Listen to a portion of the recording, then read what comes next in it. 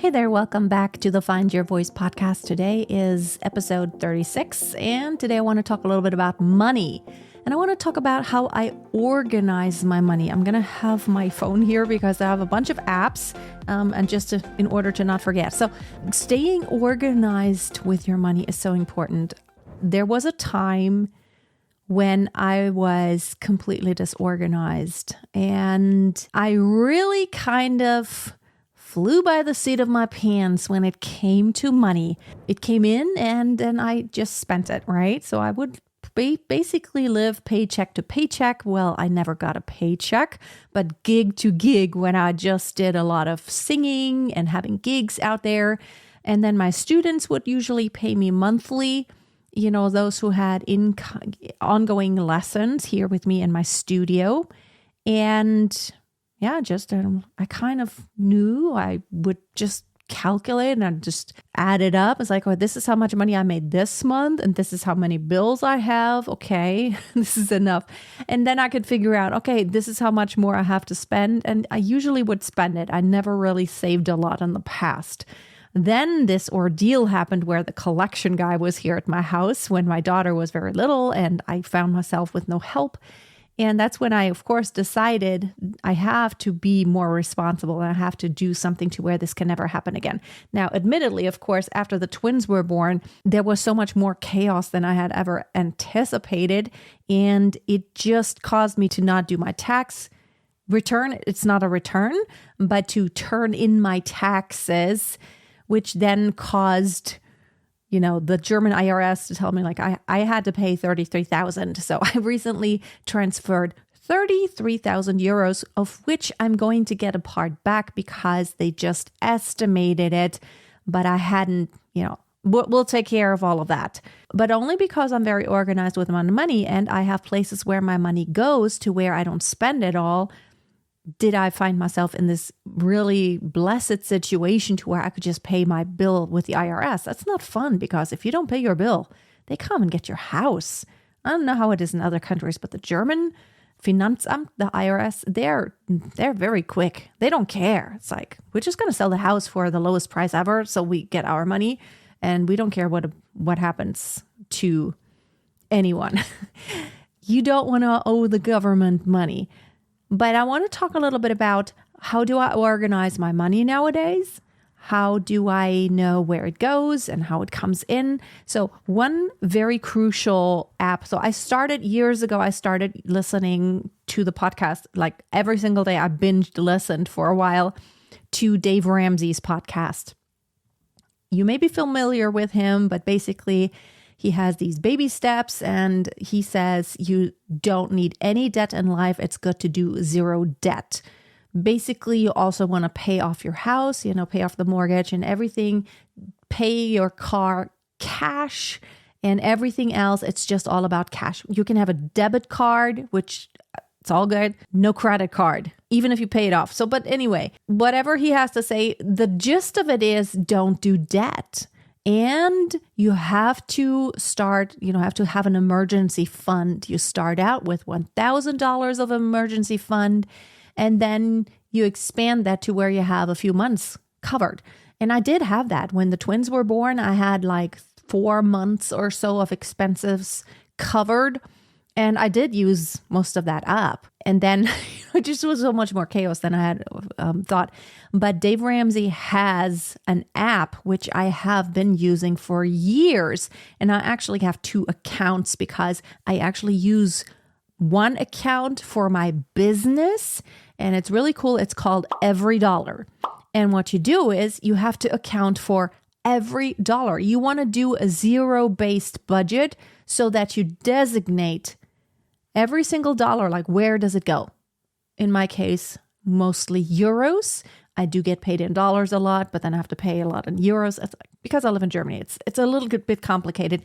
And my CPA thinks it's a headache because a lot of things I do are in dollars and a lot of bills I get from tools I use are in dollars. And then you have to always calculate that month. The German IRS publishes a table after every month is over that has this month's conversion rate of that specific currency. So we have to look it up every month. But that EveryDollar app really, really helped me.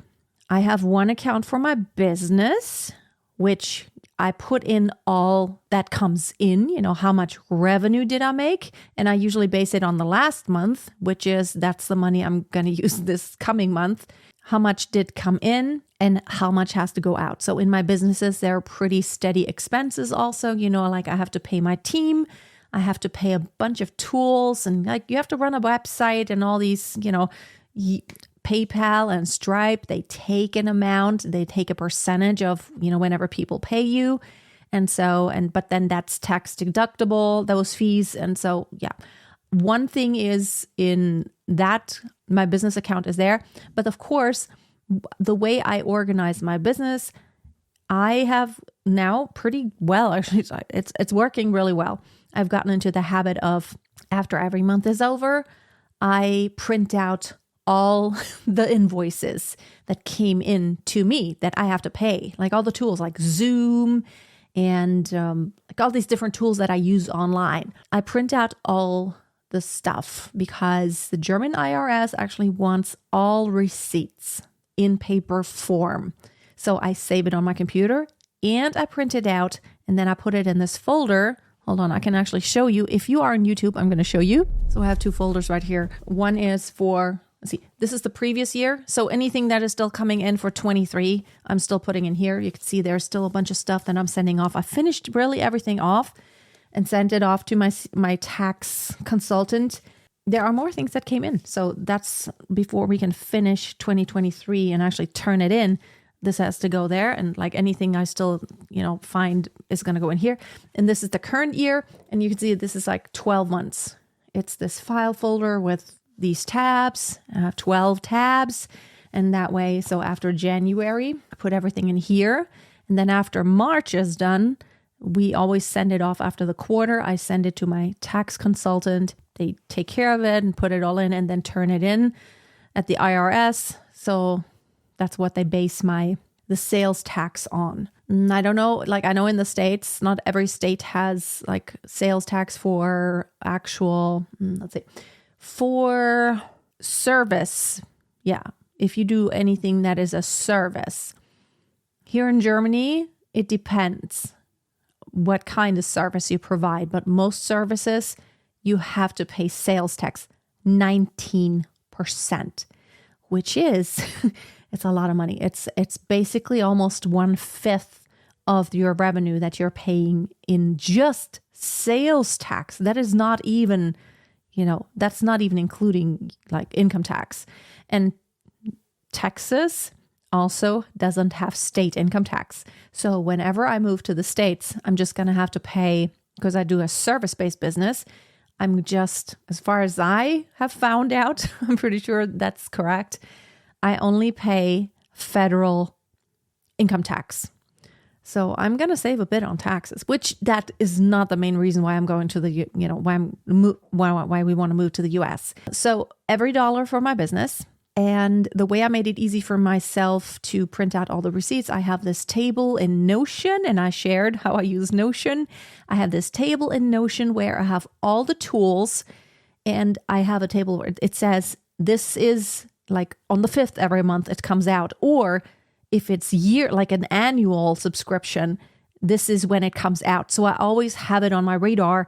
Oh, April, for example, in September, I have a larger amount. I use Kajabi to host all my courses. And so that's a larger amount, and that comes out in September. I have it on my radar. So that is that larger amount. So I can make sure I have it, in the account so that the debit card won't bounce. That made it easy. And I also include the link in that table. So all I have to do to find that invoice, because nowadays you just have to log in at every single tool, like Zoom, you have to log in. And Loom, you log in. That's like a video messaging tool. All these things you have to log in. They don't send you invoices. Most of them, like Canva, maybe they do send me an email. I don't remember, but not every tool sends me an email. Like Zoom doesn't send me an email, say, here's your invoice as an attachment. I just have to log in my account, and that's where I can print it. So that's how I organize my business money. And then, after every quarter, I send it off to my tax person. And then after the year is over, we have to wait for a few more papers to come in that don't come in until the year's over, like bank statements of any interest, like mortgage interests that I have paid. That comes in like sometime in January. So we are not quite done with everything from last year, but it's very soon. But most of it is done. Now let's move to my personal finances. I also use every dollar for my personal finances to budget. And it's really cool because it has these different categories, and it also tells you, depending on how much, you put an amount for all the income and the expenses. And it shows you for your expenses, it shows you how many percentage, what's the percentage of your total income that you're spending on that. Like Dave Ramsey says, don't spend more than 30%. I'm not sure anymore what he says on, housing. Don't spend more than such and such amount on transportation, which I don't pay a lot on transportation because we do not drive a lot. We live in a town in Germany, and I only have to drive within like 5-mile radius most of the time. I don't really go much anywhere. I used to when I had gigs all the time. I drove a lot. Now I don't drive for business anymore at all. It's just buy groceries or maybe drive Romy to the ice skating rink, which lately she has been wanting to go there a lot, which is about 35 minutes from where we live. But it's really cool that you get that percentage in that app. And also when you, for example, if you want to build a savings, and let's say, like, I'm going to share this in just a minute here, you put 300 in your savings, it also already counts the balance. And also, what if you have something to pay off? It counts the balance. You can actually, if you had a credit card, you can put in what's the APR, and then you put what is the amount owed right now. And it has an accurate amount that it calculates so that you can see at a glance, oh, this is how much I put on the credit card this month. This is how much it has gone down, my amount that I owe. And it always has an accurate amount. And I think it's really great that you have everything in one place. You can also, if you have the paid version, which I don't have because you can only get it when you live in the US, you can link it to your bank account and it'll automatically do all the stuff. Like no more balancing checkbooks. It's all in the app. I love that. When I move back to the States, definitely getting the paid version of this because it has really helped me. It's so cool just to see it visually. So where does my money go? So my personal money, of course, I budget. I have a budget. I have an amount that I have set for this is how much I will spend on groceries. And I'm actually being very generous with that because I never want to feel like I have to do too much restriction. I don't spend much money on a lot of stuff. It's like I don't buy a lot of stuff except for business maybe. I don't really buy clothes too much. Really, maybe 3-4 times a year, not often. And I'm kind of a minimalist when it comes to clothes.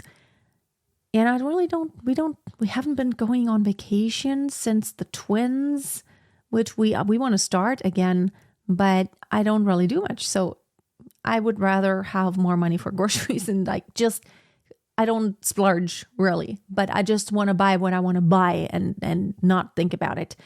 Which I think here in Germany, groceries might be a bit cheaper than they are in the States. Well, we usually go to discount stores, and there are lots of them here. There's not just Aldi.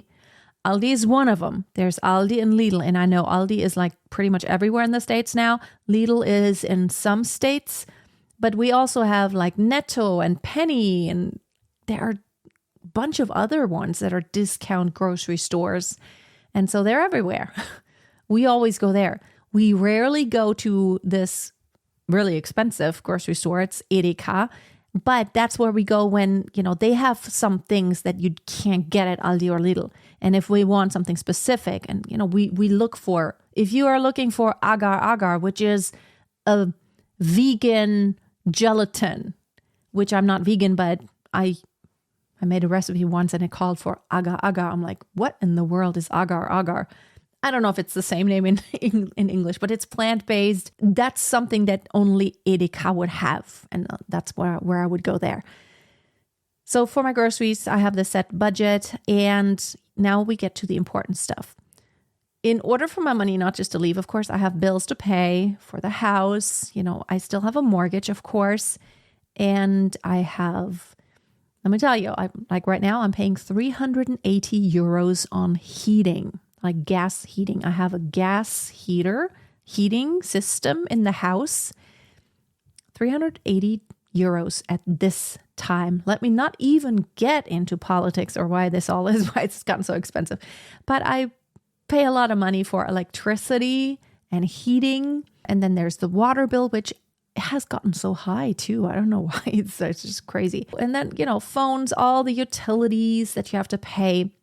So that it's, of course, automatic.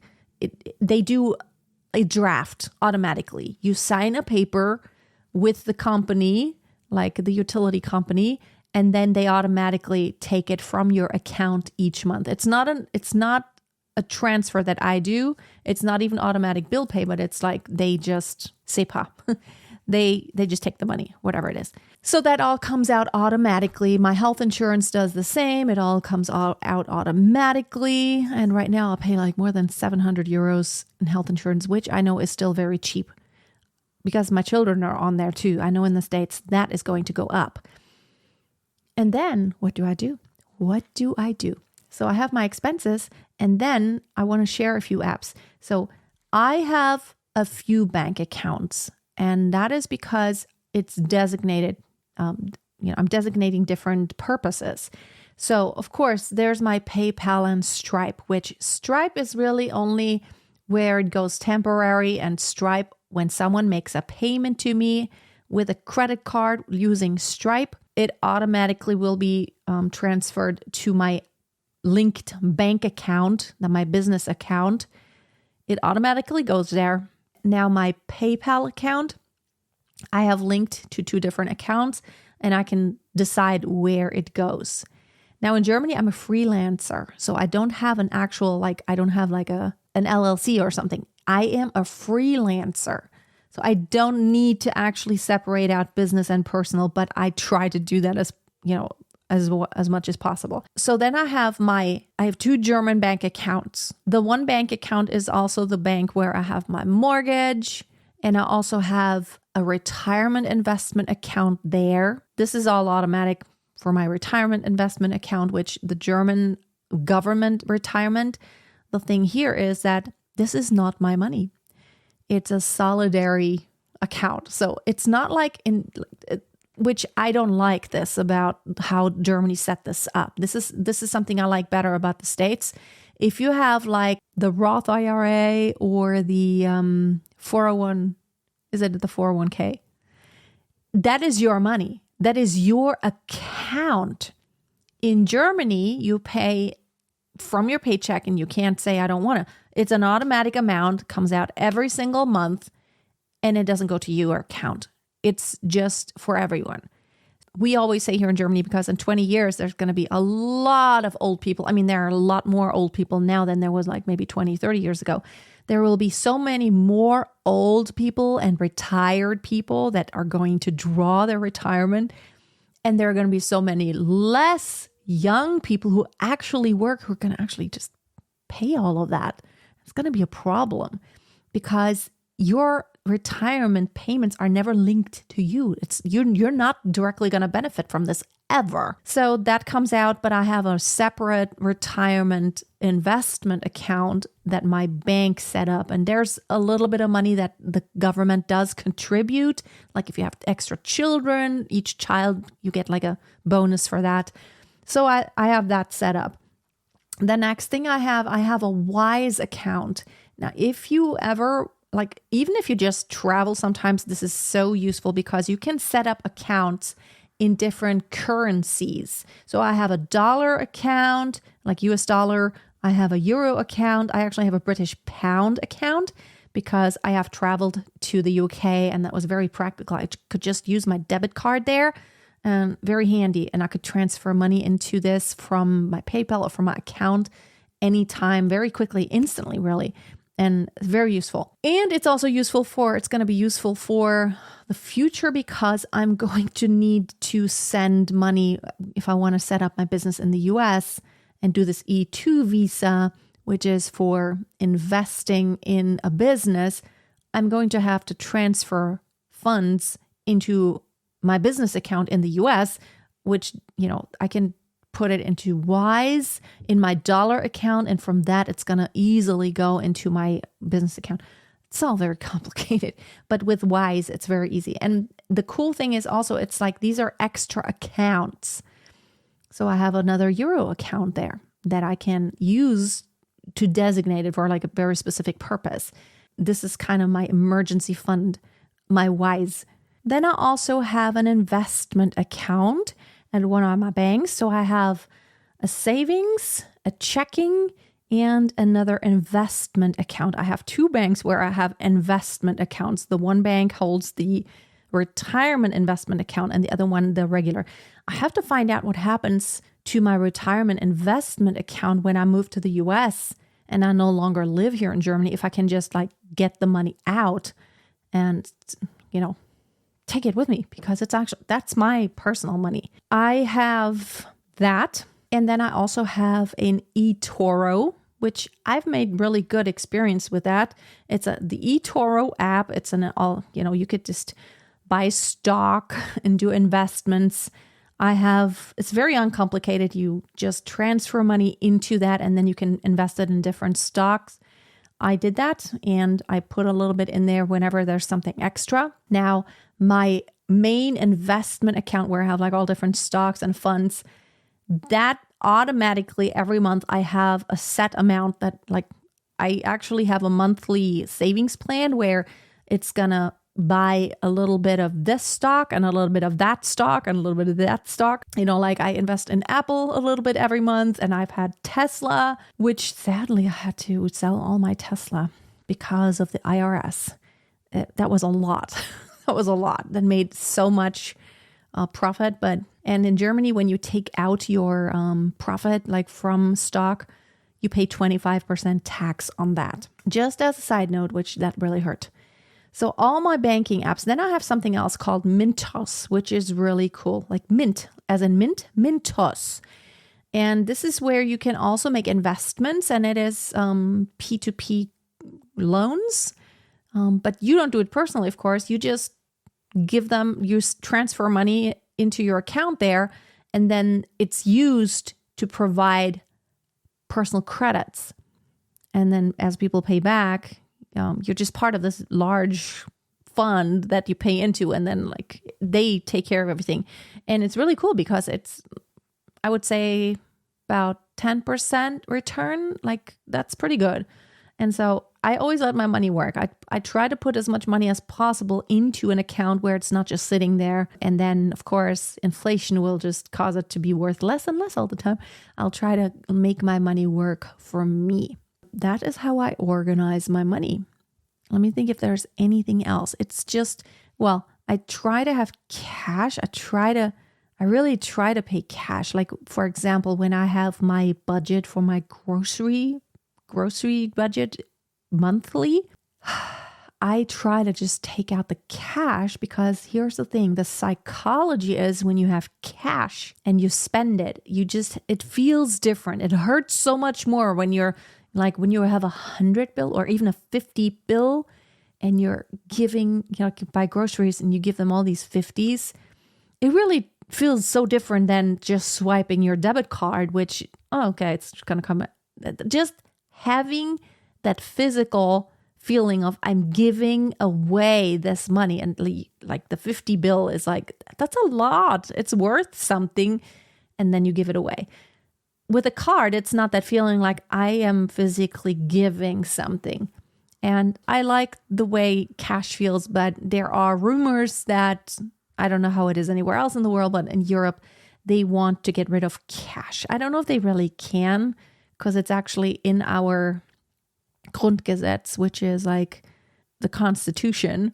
I don't know, because it says we have the right, or like everyone has the right, like cash, like businesses have to accept cash. And I actually like cash. I like that psychological feeling of having actual physical money and what it feels like, just seeing an amount of money when there's a large sum. It just feels so different when you actually see the money physically. There's something to be said about the psychology. And of course, now in Europe, it is illegal to take more than 10,000 euros across the border. So if I wanted, like, I live right next to Austria and France. I'm quite close. So within 2 hours or a little more than 2 hours, I could be like in Switzerland, in Austria, or in France. I live in the southwest of Germany. I would not be able to go and buy a car there that costs like 10,000 or a little over 10,000 euros and pay in cash. I would not be able to do that because, yeah, it's not allowed anymore. Not that I want to do that, but it's just, I don't know. I feel like this is taking away freedom, and it's like there wants to be more and more control. Of course, you can control digital money, but you cannot control physical money as much. And in my business, there's zero chance for me to cheat with my taxes, really, because everything is digital. Everything. Every single payment that comes in is via PayPal or Stripe. And the IRS, the German IRS, they know. They can find out easily what happens, like all transactions. So zero chance that, like they can check everything. I'm totally transparent because everything is digital. Now, when I used to do gigs, of course, like it's cash transactions. So no one can really control that. All right. I just wanted to share these things. I would be interested to find out, do you have a system to organize your money? Do you want to get a system? Have you been meaning to, or are you disorganized and you never really know where your money goes? It really does feel good to have the feeling like I know exactly where my money goes, and I know what's going to come in, I know what's going to go out, and I know what's going to be left. I know how much money I can save within XYZ period of time. All right. Thank you so much for hanging out. This was a longer one. Thanks for watching. I hope to see you next time. And remember, always dream big, and money is a big part of that. Money isn't everything, but everything is paid by money, really. Everything you want is like, money is important. Be blessed, dream big. A winner is a dreamer who never gives up. Bye.